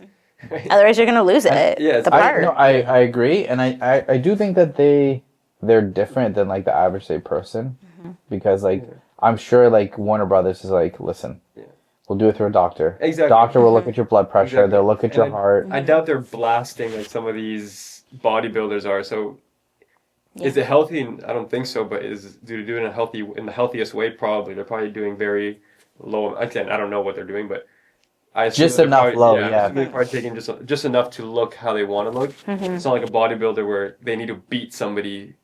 In a to- competition, to yeah. where You they just need to don't do look good enough on anything. screen. Yeah, Where exactly. they look peeled, Yeah, exactly. right? I mean, that's true. And also, if you like take The enough, Rock, he's trying to get as big as he possibly can. yeah, Right? exactly. It's not like But then he lost weight and he looks like sickly now Well, because he's been eventually you so have to stop big taking though. tests. Yeah. But it's because he's been so big for so long that He's, like like sunk it in here. yeah, now he's like lower body weight, but he looks unwell, even though I'm sure he's not, and I'm sure he's a lot Yeah, healthier. that's the thing. If you take enough of it, you're gonna get to a point where you don't look healthy anymore. Yeah. If you're an actor, you need to be looking good, right? Yeah. You can't be Yeah. looking unhealthy. he must have really wanted that role because I heard he lost the weight for a role. Yeah. Which I haven't seen. It's called it's a new movie called The Chicken Man. But to put all the effort out your whole life to get that big, and then to lose it for a role, like that role was important. That's crazy. Well, but He's been working on that like his body his entire life. Yeah, well, I mean that's Right, so- he's a character, right? And Yes. I can't remember where I read it, but basically like it was like it's hard for him to be taken seriously as an actor as much as he tries because he is so big. You know what I mean? He's always been the big guy. So like the only way they can be respected if he wants to go down that road is to dramatically lose weight, yeah. right? Well, Batista lost a lot of weight, and everybody criticized him for looking sickly, and he's like, "I'm just healthy, man. I just want to lose weight." It's true. But Batista's gone a different route than The Rock, though. Batista went to acting school, and Batista always takes indie films. The Rock always has to be a blockbuster. Yeah. Always has to be a blockbuster. But Batista, they really came. That's the only social media like that I saw was I haven't seen them people criticizing The Rock, but I did see online people like what happened to Batista? Am I saying his name right? No, you are. Yeah. And then I saw interviews like I'm just healthy. I wanted to lose weight. Like Yeah. I feel good now. Like And also, you have to realize, like, all those, like, if we're talking just, like, John Cena, all those guys, like, they're wrestlers, right? So like all of them are on test. So there has to get a certain point where they get off and they Yeah. go on the lowest dose that they can to stay regular.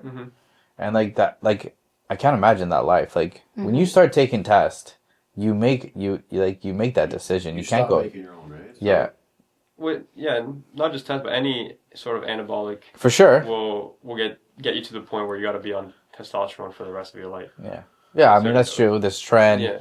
There's like even on clenbuterol and stuff like that. Like once you start taking stuff, you can't go backwards. So I don't think it's worth it personally. Okay, we're gonna go to the Q&A segment. So this one was more about asking everyone a little bit about juggling their life when life gets crazy. So the first person asked, like, me as a dad, as a gym owner, what's my non-negotiables when life gets a little crazy? I mean, it's lame. It's a lame answer, but I just, for me, it's just working out, taking that time to myself, to be honest with you. If I'm at a point where, like, if I have to rush my workout, I will not work out, because if I have to rush my workout, I'll be more frustrated. So I just accept that I won't do this, and I'll like double down on it tomorrow or the next day. And the next one goes for Stacy for juggling work and life. It's funny because when I read this, like, it is true. Like a lot of people are like, "Oh, like Norman, you're here all day, blah blah blah." I'm like, yeah, but Stacy goes to like a full career, and she has to deal with these little rugrats who are assholes, and then she's gonna come over here and be a business owner. So like, for you, how do you juggle, like having a full career as a teacher, a schedule? A schedule. So what do you you have mean by to that? schedule everything. What do you schedule? I With have what? to organize. I have to plan. Like Sundays, I have to cook all our food because otherwise we ain't eating. And he knows what it's like when I don't eat, so it's not fun for anyone around me. So yeah, you just have to organize your time, and you have to make sacrifices. So you can't go to everything, or like you just have to organize. You have to be like very like deliberate with your planning of your time. So, and you miss out on stuff sometimes, but you just have to prioritize. Like some stuff, sometimes if I'm writing report cards have to come first, or if If we're doing the calendar, like it just depends. And trying to find like time where I can like see my nieces and my family and my friends and just do things I like to do. And then just like I find I have to schedule like all my workouts like the week, like on the Saturday or Sunday, so I can like plan out exactly what I'm doing in my recovery sessions with Dr. Eddie. Dr. Eddie. And then now you, Aaron. So Aaron, how are you with you're always taking new projects. You're always pushing for things forward, trying to do more. So what's your non-negotiable when life gets crazy? Oh, just time machine. So we have like in the morning, we have like 5 minutes of coffee together in front of the window. Oh, wow. Honestly, that's my only non-negotiable. Do you think that's enough? Absolutely not. No, I'm not. I don't take enough time for myself. I don't work out enough. It's a work in progress. But like, I started skipping workouts just to be with Shane a long time ago. Just like I when I had the studio, the last session went like at one point the last session would end at like 9:00, and she's in shift work and she's gonna be in bed soon. So I would just go home. I would have my workout scheduled, but I would just go home to see her. Now, do you think that she would actually care if She you? has no. She would rather me take care of myself, but she has no idea. Well, now she does. I'm gonna tell her. Now she's gonna watch this. Hopefully she's clip. watching No, it. she's not an excuse now for sure. Like the only time we have like absolute time together is like Saturday morning in front of the window for like an hour, and in the mornings just that's for beautiful, like 5 man. minutes. Like the dog hops up on the shelf at the window, and sits there in the window, and we sit there and have our coffees together. But that's about like my only. I need more rules, and it's something I work on. For sure, I'm trying to work on. I'm gonna set some for sure. Yeah. And then Eddie, with you opening up a new clinic, coaching, being young, having a girlfriend. How do you balance all of that? Definitely not as organized as Stacy. I'm a teacher. You have to. So when you get a little stressed out, when life gets a little crazy, because you're building your clinic, right? You're also working on another one so you can do that. You're also obviously trying to be an amazing boyfriend, and then you're also just working out. Like, how do you balance all that stuff when shit hits the fan? I'm the opposite of Stacey. I'm more of like, I'll take the day as it comes to me. I've tried planning sometimes. I think if I plan too much and then something doesn't go towards the schedule, then I'm like blocked for the rest of the day. I don't know where to go from there. I mean, sometimes it's a good thing, sometimes it's a bad thing, because then I won't actually get anything done if I don't have something planned. So I try to plan at least the main big things that I have to do, but not every single thing like down to the hour. But when stuff gets stressful, if it's to the point where like, because I like to think about a lot of stuff at the same time. I'm like, okay, I want to try this, I want to do this, I want to do this, I need to do this. If it's too much, I'll just get to the point where I close my laptop, figuratively and literally at the same time, and then I'll just do something completely unproductive for like an hour. I don't care what it is, whether it's watching a movie, whether it's YouTube. YouTube, anything that doesn't require any sort of hard mental attention. And then I'll do that for an hour, maybe 2 hours sometimes, and then I'll go back to whatever I had to do. It's just a way to kind of reset my mind a little bit in between my days. That's good. We need a more healthy way to do that. I do it all the time, but sometimes mine end up being 2 hours long. Exactly, and that's the thing. Right, so I think we need to That's figure out a more healthy way. Yeah, you got to find that balance. Yeah, so for me, because I get that like my mind, it's got like my mind's exhausted because I'm working on the computer all the time and so many emails and so many so my plan is to move my stationary bike up to the office, so I don't just, because I do that, shut the computer off or just walk away, go downstairs for what's supposed to be 5-10 minutes of YouTube, and ends up being an hour or 2 hours. So that can't happen anymore. I don't have enough time for that stuff. Yeah, definitely go through that. So the bike, I think, is what's gonna for me. Because also, I think that'll help like increase my focus. Right. So that's the plan right now. I think actually that's the other thing. The gym, like if I'm overwhelmed, the gym's that one spot where I can go and I'm not thinking about anything. On my way into the gym, I'm thinking about everything I need to do for the day and the rest of the week. As soon as I step into the gym, it's like everything just goes zen. I don't think about anything. And as soon as I walk out, I'm back to thinking about what I have to do. But at least for that hour and a half, it's that moment to just reset and just think about the weight that's on top of me, pretty much. So it was that like I have an unhealthy relationship with the gym right now. I will have for like 5 years, maybe a little bit longer, 2019. And that was the unhealthy relationship. Is when I had the business, the studio, I felt like I always needed to be in a ready state. And when I worked out / for an hour after, it's like I can't deal with anything right now. So I started like to have a really bad relationship with the gym, where it's like to get into it is so difficult. And it's not difficult. It's literally 5 minutes away.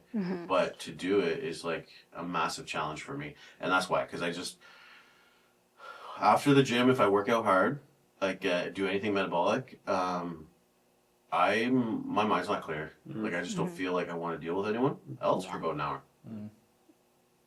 I think that's normal though. I feel like a lot of people like that we have that come in, like it's hard to get themselves here. It's hard to get themselves motivated, which I think is why like the classes help, because you've booked in. Now we see that you've booked we'll in. Send a text, we're like, going to text you. here? Yeah. Like, did something happen and stuff like that. But it's like, I think it's okay to take the time after I that feel you need. vulnerable when I'm at the gym. Not because like people are looking at me or anything like that. It's just like, okay, something like a client could be texting me or like something. Or, that's a big one for me. You know what I mean? Like, and I just feel that makes me feel vulnerable, not being like having my phone on me.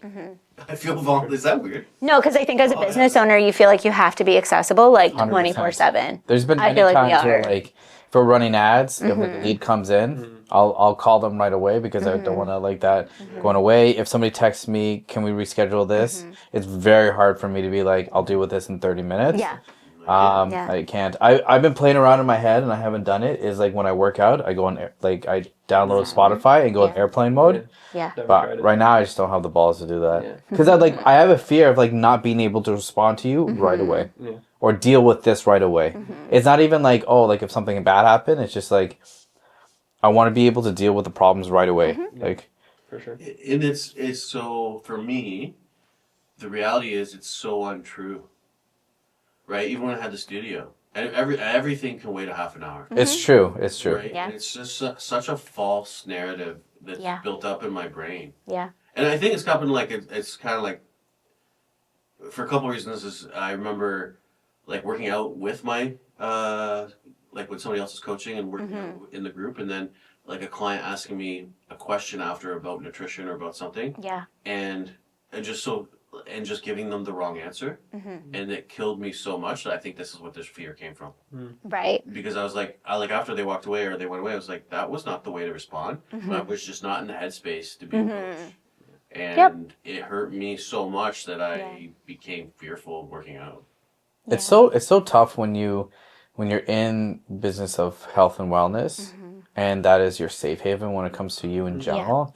And then when it starts becoming a source of income, the lines of it becoming a safe haven becomes very blurred, I feel. Because like, what are you gonna do? You're gonna finish this workout, or you're gonna try to get the sale, or you're gonna try to like work on this client's program. Your head is saying I should do this. This is more important because we're building our business. But like, the right thing is really just to take care. As you said, most things can wait 30 minutes, 40 minutes, I think 45 minutes even. Yeah, school helps me with that because like I feel like I'm pretty good at being like you learn to go with the flow. Like I plan everything out, but if it doesn't go like according to plan, but I think that's just working with children. Like you learn to let that go. Sure, Yeah, but you just, I don't know, I'm like, it's fine. I'll figure it out. It's fine. So, but it will be fine. Like, you'll figure it out, but, like, not everything has to be done, like instantly. So, like, sometimes it does, but, like, most of the time, like, it'll be fine to wait 20 minutes, half an hour. And I think it's honestly probably because, like, when I'm at school, I can't do everything right away because You're forced to. Yeah, I am forced to. I don't have a choice. So I think it's taught me how to. And even, like, when you're at clinic, like, when you're working, like, if something pops up, like, you can't respond. Exactly. So it'll get more, like, second nature, I think. So. But yeah, I got to work on having at least a plan of this is how I'm going to tackle the day because sometimes it goes well and then sometimes it doesn't. Yeah. Sometimes I overwork it and then sometimes I underwork it just because I don't have that. But if it doesn't go well, does it ruin your day? I wouldn't say it ruins my day, but I'm definitely like, okay, I could have been a bit more productive. Like, does it bother you? It bothers me to the point where like, okay, next day I'll have to now work extra hard to like make up for that past day. Yeah. And it's like now it becomes like, okay, I could have had a normal, not easy day, but a controlled day, but now I'm stressing because I got to figure out how to fit in what I didn't fit in yesterday. Yeah, forgiveness for yourself when you're your own business owner is one of the hardest things to do. Yeah. I think too, like, becoming a personal trainer was the worst thing I did for my own health, for my workouts. Yeah. Because I think, like, being at Good Life, I hated working out there actually. Because as a trainer, I know a lot of trainers who worked at Good Life who would work out at different Good Lives or work out at LA Fitness just to get a space. Well, I think like I'm new. No one knows who I am, and I hear members talking about their trainers' workouts, right? Or just making stupid comments, and then knowing when I kind of got well known around there from doing the boot camp, right? Everybody sees boot camp going on all the time. Yeah. You just people watching you while you work out and just like I just want to be that's my own my personal space. Right? But I'm affected because I am like I hate confrontation, and I used to hate what. Why are you smiling? Because I knew exactly you were gonna look right at me. I hate confrontation, and I used to really worry about what people thought of me. I don't anymore, but like that. So back then, I was worrying about like what are people thinking about me. Right. Why are you smiling? Why are you smiling? No, answer the question. Because I knew you were going to look at me right away. Why did I look at you? Because I have no problem with confrontation. Yeah. Because you just deal with things like as they come. And then you can just The problem with Stacey and I sometimes Here we go. The problem with Stacey and I sometimes is she doesn't mind confrontation, and I like confrontation when we get into it. So it's very bad. Yeah. It's a bad mix. We have great communication, but the fact that she doesn't like it and she's okay with it, and the fact that I like it, there's no hard stop. There's no hard stop. There's been some serious literally, there's been serious times where her and I will fight about something, and I literally will say like, "Fuck it, let's do this right now," and then we'll just Off the gloves. fucking fight it out. Yeah, I know, But then we'll it's fine. Like we always instantly. communicate. We're amazing communicators. So it's amazing. fine. But And it's like not a big Communication is one of the deal. important things for business. Yeah. And, Yeah. For any relationship though, For sure. like yeah, it's 100%. so many people could just solve so much if they just, and I know it's easier said than done. And like, but like if you're just like, I don't know, as honest as you can be, like It's true. with what your comfort level is, like everybody will understand. So like if I know what like bothers you or whatever, like I wouldn't do that, or like vice versa. Like, I don't know, you just So I hate confrontation. Just be a So good my person. rule is Yeah. I'm trying to live by is if it's going to have any sort of long-term effects, we're just going to keep going. If there's going to have any long-term effects, I have to deal with it, Mhm. right? But if I don't deal with it and there's not going to be any change, well, why put myself through that conflict? Mhm. Yeah. I mean, that's very mature. Like that Yeah. makes sense. And I think a very like rudimentary or very basic form of that is, and I saw somebody talking about it, was a weird TikTok or a reel I saw on Instagram, but he's like an Uber driver and somebody just cuts him off out of nowhere, and first instinct is to just honk at the guy and lay the horn on him, and he literally just takes a second, just takes a deep breath and doesn't do anything. And I think that's like a small representation of what you're saying is like, it's not going to have a change of what just happened. Why are you going to, I mean, he's going to forget about it. The guy cut you off in the next 10 seconds. So why are you now going to stress about it and overthink it when it's not going to have any sort of change, right? So That is true. Okay, this next question, Eddie, is specifically for you. So, what's the biggest training mistake you see every day that leads to people needing chiro help? Biggest training mistake? Yeah. Oh man, that's a tough one. Or something you see commonly. It's like, I did this. Yeah. You know, that you think that people I are don't not. think it's just one thing. I think the main thing is people getting into exercise and getting into the gym and learning their way of doing an exercise, even though that way isn't the correct way of doing it. And nobody ever fixes it. And nobody ever tells them, okay, this is how you actually should be doing. And they don't realize that the more they do that, the more that gets ingrained into their daily patterns of moving, their posture, everything, that then takes a role or takes a toll in whether they develop an injury or they develop pain. So I think one of the most important things that you could do, especially if you're just getting into the gym or getting into training, is have somebody to coach. Just like anything else in life, you need somebody to coach you, somebody who knows what they're doing to tell you this is what it should look like, this is what it should feel like, this is why you're doing it, this is how you're doing it. If you don't have that, you're essentially just guessing, and then whatever feels right to you is what you're going to stick with in the long term. And it might not present in the first year or two of your training, but if you do that for long enough, I can almost guarantee you that at some point you're going to develop either an injury or some sort of pain or discomfort that's then going to limit you with your training or day-to-day stuff. So really making sure you're doing stuff properly and have the proper mechanics, just that the proper building blocks is what's going to put you on the right path to not have to come to see me. So would you say, yeah, would you say that it's mostly patience in the movement?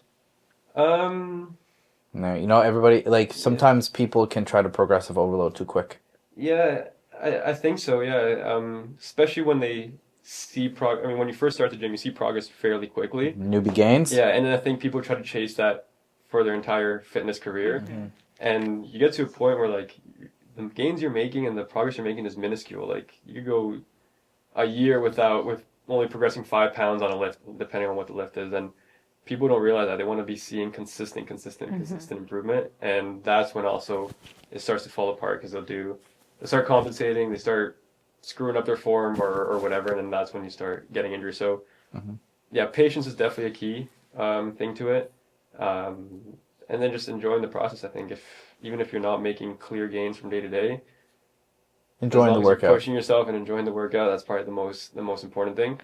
Again, as long as you have those fundamental building blocks, so that's when that coach comes in, at least for a little bit when you're first getting started, to get the main concepts down, and then you could go on and do your own thing. Stacey, so what fitness or lifestyle opinion do you have that people wouldn't expect? So a little bit of an example is you're really not as busy as you think. You can make the time for it. Well, I think that's like the biggest one. Yeah? You think so? I do. Yeah. and that it's like hard to eat like healthier or better, whatever word you want to use. I think whether you're walking, I don't think you have to necessarily like have time to go to the gym, but like you can get bands for at home, like Erin was saying. Like you can go for a walk, especially if you have kids, like go for a family walk, just get fresh air, go outside, like all those different things. You can, I think it's a lot easier also. And it's like you can make affordable meals. You can make meals that have a lot of micronutrients in them rather than just focusing on macros. Like they're both important, but I think people don't even know what micronutrients are. So like, Because they'll always talk about macros, but not yeah, about micros. so we're like, those are where you're getting your minerals, your vitamins, all those extra things that your body literally needs to function. Your immune system needs it. You need both parts of it, and just balance. Balance is a huge one. Erin, this one's for you. What's one thing you wish everyone over 30 would do for their long-term health? If you could suggest something to somebody, if they're over 30 and they want to focus on their long-term health. Yeah, consistency. Whatever you choose, doesn't matter what it is. I think it's consistency. So it could be like your daily walk, but I have issues with the daily walk kind of routine because there's other than like heart health and like mental health, it's not enough to keep you. It's not as enough as people think it is to keep keep You would have to walk a lot. Depending on the person. Exactly. So, and it's not enough range of motion to keep you mobile, right? No, but you can stretch at home. You can do so much at home to add on to like a walk. My thing is about consistency and realistic. Like, what can you realistically do? Consistency. So when I was in my 20s, like I could work out 2 to 3 weeks really hard, take 1 to 2 weeks off, and still have progress. That's not the case anymore. Yeah. Right. So it's consistency. So and realistic. So if it's yoga once a week, but you do it every week without failure, even during the holidays, even at like you know what I mean. Consistency is key, and that's where I'm working on personally. Is trying to be more consistent with everything. Yeah. Yeah, consistency, but picking something that's realistic that you can do consistently, you're not going to fail at. And that's why the walk is, like you say, it's not enough, but I'd argue that it is enough for somebody who hasn't moved their whole life, hasn't exercised their whole life. Yeah. And they want to find something that's consistency. Go for a walk for 15 minutes after you have your dinner or whatever. That's going to be a big part of creating that lifestyle that's easy to do and it's easy to stay consistent with, right? It's a great start because it's easy to be consistent and you're not going to fail. Exactly. Right? It's not that challenging to think. No. It's not like mentally, like I just got to go for a walk. So that's huge. But my only issue with that is if that's the only thing, like it's not enough range of motion For to keep sure, you going. it's definitely not the only thing. But when you get to that point when you're walking so much, then you're ready for that next progressive. That's kind of it. It's whatever that like a movement stepping is, stone. right? Yeah. Maybe you start jogging. Maybe you start running when you start feeling comfortable. You know. But again, But I see what you're saying. Somebody to before they start jogging, I want them to do something that has a larger range of motion, right? Because that's going to affect your muscle skeletal way better than like jogging because it's again limited range of motion. Yeah. Range of motion is huge when it comes to aging well. Yeah. Right. For sure. So that's my issue with just like that progression. I would want them to do even if it's just basic stretching with bands. Yeah. Right. So before you go for your jog and after your jog. Yeah. I would prefer actually people stretch after, because the reason that so a lot of people would argue with me on that. No, you stretch before. It depends on your intensity level. Well, you warm up before you stretch after. Yeah, and the reason is, like, just in life, you're training for life, right? Yeah. So in life, like, if you have to run after your dog down the street, you're not stretching first. Right, so it's like, so what's that feel like? Because if you stretch first before really like a sprint, and you stretch and you don't stretch before a sprint, those feel way too different. Yeah. Right, like I remember when I was personal training, I'm reading blogs every day. I remember reading a blog and this guy was like a great athlete, and everybody thought he would like win OFSA, right, or something like that. Yeah. But he never performed well. Yeah. And they figured out the reason is because during training, they'd have a set amount, like 5 minutes stretching warm up, right? Yeah. 10 minutes, whatever it was. But during competition day, he was waiting around, and the coach was like, just stretch. So he was stretching for like an hour, 2 Right. hours. Yeah. And then his body was totally different when he went for a run, Yeah. right? So he wouldn't perform the same, right? And, but yeah, and you tighten up after. That's when you tighten up is after your workout, so stretch after. What do you think about that, Eddie? Stretch. I mean, As a chiropractor, what's your thoughts and opinions? I'm on par with Aaron. Like, I don't really like stretching before your workouts. I think a lot of people think a stretch is like a warm up before your workouts, but your warm up should be movements that are gonna promote whatever you're gonna do in your actual workout, right? Are gonna put your joints into position that are gonna be worked at throughout your actual workout, or prime the muscle and how it should be worked in your actual workout. It shouldn't be just a lengthening. Well, we say lengthening of muscle, but stretching isn't also just lengthening muscle. It's a central nervous system process where we're relaxing the central nervous system and allowing for more range of motion to occur through the stretching. It's not an actual physical stretch of the muscle. But then after, I think after stretching is a great way to kind of get into more of a parasympathetic state, and it's not going to help, quote unquote, with your recovery, but it's going to help put you in that state of recovery, kind of bring down your heart rate, put you in that parasympathetic state so that you can then recover more efficiently. But I think stretching is overrated. You see like contortionists who are put into a box and they're able to fold themselves in 9 different ways. Yeah, they're flexible. They can get into these positions, but they're not functional in these positions. They're not strong in these positions. You need to be able to now be strong in those flexible positions, and that's where training in a full range of motion is key, right? So that even when you're in those vulnerable stretch positions, if your arm is back here, use the analogy of like a UFC fighter when they get put in, or any MMA fighter gets put in an arm bar, they're weak in that position because it's a vulnerable position for them. But if you can now get strong in that position, that vulnerable position, you're much better set up to avoid pain, avoid injury in the long run. So Yeah, for warm-ups, I'm more like dynamic movement. yeah, dynamic movement. Get blood to the muscle, Yeah, blood to the muscle, get a little yeah. Test sweaty, your range of motion. So you get your heart rate high. Yeah. What warm up should be is you're increasing the temperature inside whatever tissue you're trying to change. So stretching depends how you use the term and how you actually stretch. There's good ways and bad ways of doing it. That's I fair. love stretching. Like I like. It's my favorite part of the workout. I like yoga, or Pilates, even though I've never done Pilates. Right? In the idea. Fucking Pilates. Because it's isometric stretching, right? Like, so there's a lot of isometrics, and that's consistency is key. Yeah, I mean, to go back to the Pilates thing quickly, I think what bothers me also is that they're like, there's a lot of preaching of you can do this and we will only do this. And it's like, there's been the one thing that doctors, people, it always comes down to is that weightlifting is good for your joints done properly. Yeah. Like that weightlifting is like, what a good doctor always says, just try to weightlift a little bit. You know what I mean? Build the armor, build your joints, your ligaments and stuff like that. And it's like, it always comes down to like, just, try to lift heavy weight, not heavy weight, but like, try to lift comfortable weight and push yourself. I feel like that's always safe common, personally. Yeah, especially as we age, like the best thing you could do for your bone and joint health is get stronger muscles and lift some weight. That's what's going to give you stronger bones, stronger joints. Your joints get healthy by putting movement through them. If they're just stagnant or only train them in one position or one range of motion, that's when you start to fail. So, yeah. And this last question is for all of us. So what do you guys think is the tipping point of helping people and then also people taking accountability for how hard they push themselves? So at what point do we keep on helping a person until they don't want it anymore?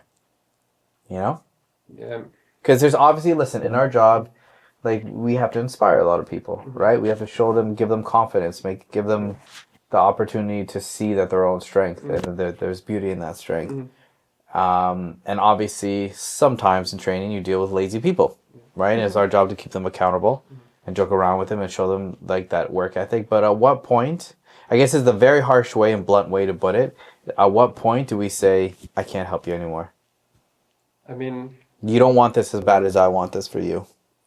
There's probably like a caveat to this, but I think if you get to that point, this is maybe being hard on ourselves, but I think we didn't do a good enough job at our job, right? I think if somebody's coming to us and paying us for our service, we should be able to instill that drive for them to keep going and keep pushing themselves. And if we weren't able to do that with somebody, then essentially we failed. We failed them, right? It's the same thing as like a diet. People say, "Oh, I went on this diet 10 or a couple of years ago and I lost 20 pounds, so it worked." Okay, but you gained those 20 pounds back, so it didn't work, right? It wasn't something that you were able to keep going with. So I think if we're not able to instill that motivation for our clients, then to an extent, I mean, a lot of part of it is on their part too, and that's a big part of chiropractic too. A lot of people think whatever happens in the office is all they have to do, or in the clinic is all they have to do to get better. But there's a big portion that they have to do on their own outside of the clinic.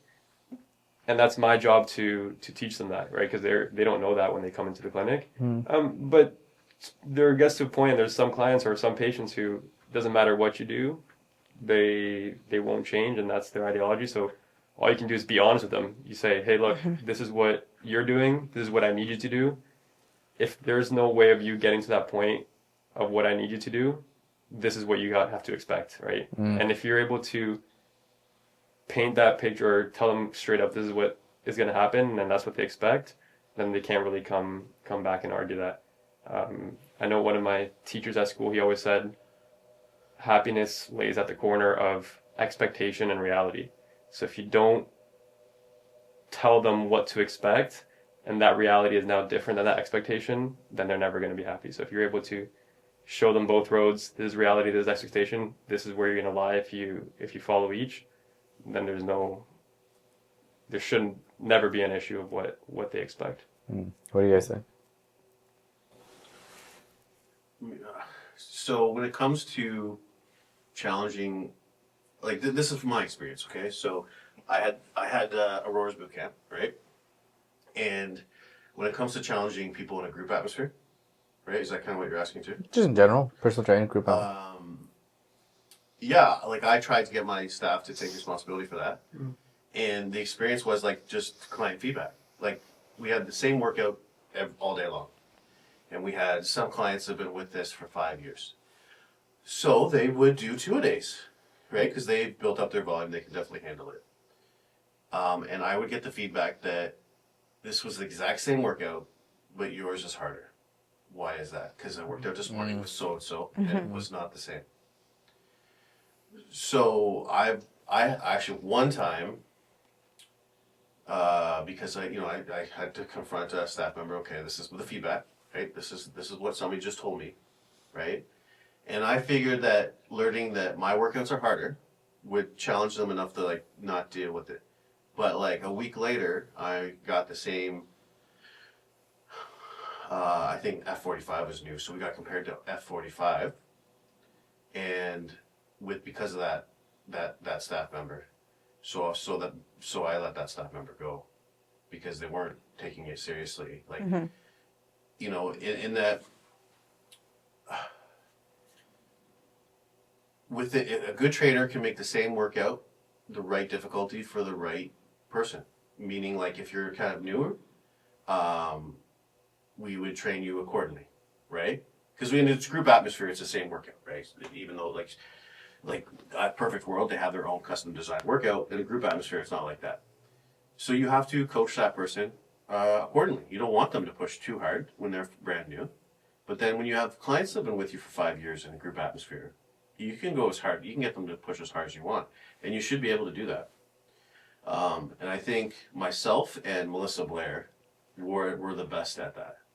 Right, getting people to do, like customizing the workout, even though it's technically the same workout, right? And even adding in modifications to lift the workout to the right challenge, right? I think you need to take some responsibility, but like if people don't listen to you, then if they don't listen to your coaching, there's nothing you can do to help. Right? There's nothing you can do. There's a line to it, right? Like, yeah. Like everything. Like I've coached a lot of people. More my family doesn't listen, right? So it's like it's hard to coach family, right? Like But when you coach family, do you charge them?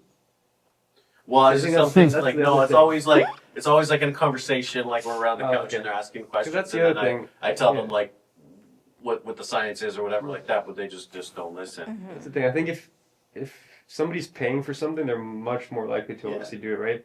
And sometimes family, like, yeah, you don't want to charge them because they're family, but you know, deep down, if you don't charge them, Yeah. they're not gonna do anything about it to change it, right?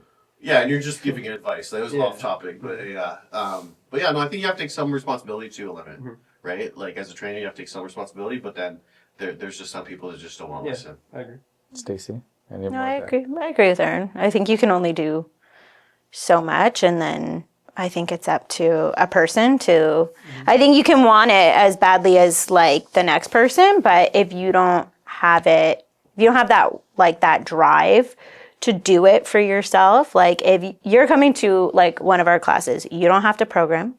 You show up, you have your shoes. Literally all you need to do is just work. Put that effort in. That is the Whatever you have only that day. thing, yes, that you have to do. We all have stuff going on. Like everybody's got things going on in their life, their job, their whatever it is, their stresses. But like, if you can't show up, even like, and it doesn't have to be like 4 times a week, even if it's 2 or 3 times a week that you can do weightlifting or, you know, make better choices or something. Like it doesn't have to be all or nothing, which I think is a big thing. Misconceptions. Yeah, like you don't have to be perfect all the time, but I don't know. I don't necessarily think it's a failure. I think if you've given everything as a trainer and you've given all of the tools, you're checking in, you're like all the resources you have, whether it's for nutrition or just teaching them about weightlifting or whatever workout you're doing, then I think it is up to the client. You've got to be prepared to put in the work. There's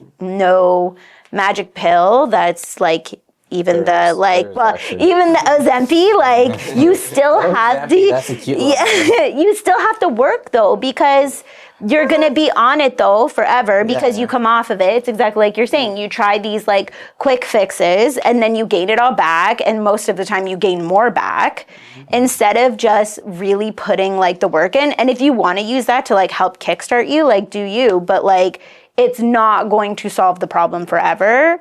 And you're not going to look the way you want either, because a lot of them look like Skeletor.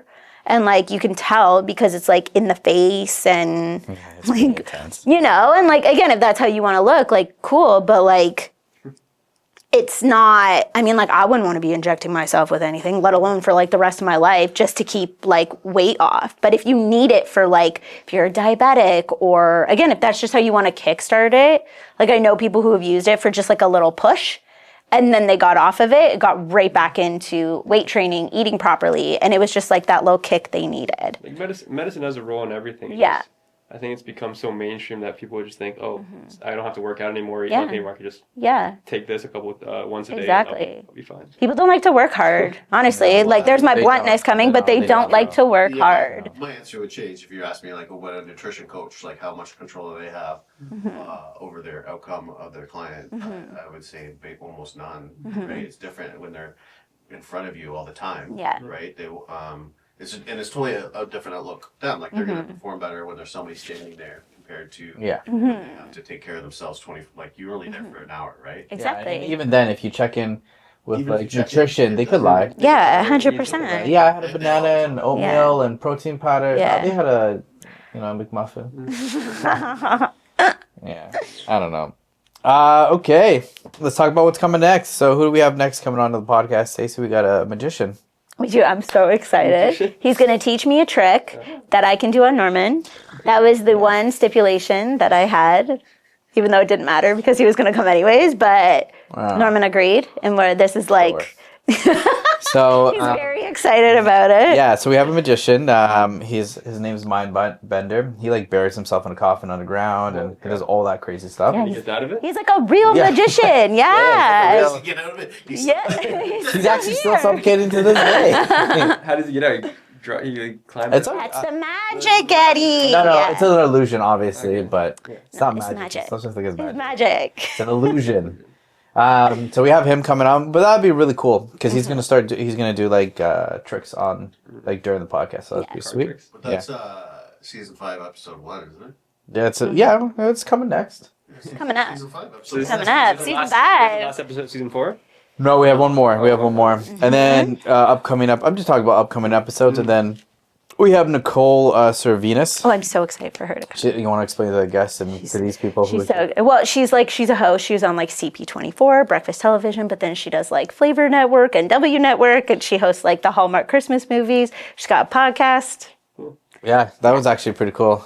Yeah, I won't lie, I didn't It'll realize be she was super gonna- fun to meet her. She was gonna, Yeah. she was really, Yeah. she was really sweet. And then we have Liam Donovan coming on back on the podcast. This will probably be the 3rd episode he's on, but he does he owns Peak Human. He distributes BPC peptide 157. Yeah, the peptide man. So he's gonna talk about like the new peptides because like I feel like combo. peptides. I feel like peptides are like basically like overshadowing like steroids right now because it's always like I feel like it's trying to like they're trying to show people you don't have to take these, but you can take these like compounds instead. Whether that's good or not, I don't know. We'll go into it. But he's gonna come on. We're also in the new season. We're currently working on the Road to 100th episode. It'll be Yeah. right now. When this comes out, we're past 50. We're past 50. So Getting there. definitely when it comes to January, it's tunnel vision going forward. But we're excited. We looked at the space that we want to rent. It's gonna be awesome. So cool. And then other than that, that's pretty much what's coming up next. Eddie, you want to show out your handles? Where can people follow you at? Handles. Do you remember your handle? Yeah. It's kinetic hair. It's, Kinetic Care is the Chiro page. It's spelled KINETIQ Care. So it's a bit of an unconventional way of spelling it, but That's okay. that's where you can find it. And then you Instagram, guys, pretty much. yeah, we'll put the links and everything like that. But other than that, you guys, anything else you want to chat You about? gonna come back, Eddie? Oh yeah, I'll come back. Yeah. Yeah, we have different drinks and Maybe strong tequila. espresso. Tequila down. Okay, but you all said they were delicious. It was They were delicious. They were delicious, but I'm not gonna lie. When I texted So much. first, I liked it. I had to take a so much breath to not like judgment. talk so fast. I like it. It was good though. It was good. But But the snow that's falling out too. It's the holiday. Right? true. It's And Christmas. if you're watching on the episode, Stacy put on like a Christmas background, so now you know like we dated when this episode came This is out. what plays in my classroom all day long. It's cute. I like it.